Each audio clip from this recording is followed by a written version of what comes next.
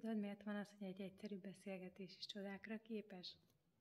Biztosan veled is előfordult már, hogy összefutottál valakivel az utcán, egy kedves ismerőssel, vagy megbeszéltél egy találkozót valakivel, és lehet, hogy egy negyed óra, fél óra elég volt ahhoz, hogy teljesen máshogy lásd a dolgokat utána, mert képes egy másik perspektívát adni, és akkor az ember egy kicsit a saját fejéből ki tud emelkedni, és ki tud látni a saját fejéből, a saját gondolataiból, mert már teljesen megragadt, ki tud szabadulni, és ez nagyon sokat ad az embernek.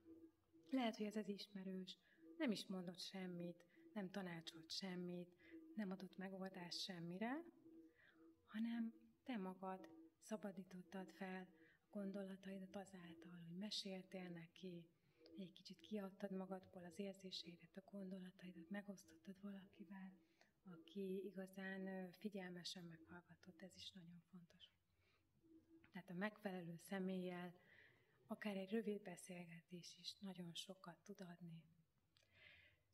Azt kell, hogy mondjam, hogy a coaching az gyakorlatilag ugyanezt adja, de ennél még sokkal többet, mert egy struktúráltabb beszélgetésről van szó.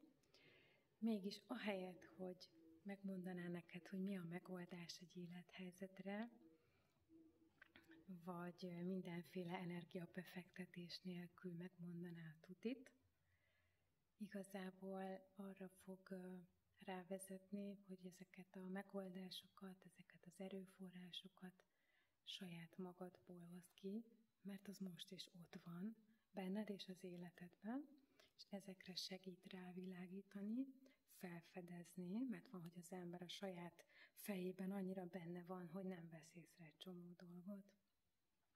A coaching során akár egy alkalom is rengeteget jelenthet. Felismerések születnek, új gondolatok születnek, új szemszögeket kapsz, nagyon fontos. Pont azért, hogy teret kapjon a megoldás, teret kapjanak a lehetőségek, ahhoz ki kell látnunk a saját fejünkből. Ezt nagyban segíti a coaching. Úgyhogy mindenképpen javaslom, akkor is, ha nincs különösebben nagy probléma, inkább csak egy kis önbizalomra van szükség, megerősítésre, több kreativitásra, kicsit perspektívaváltásra,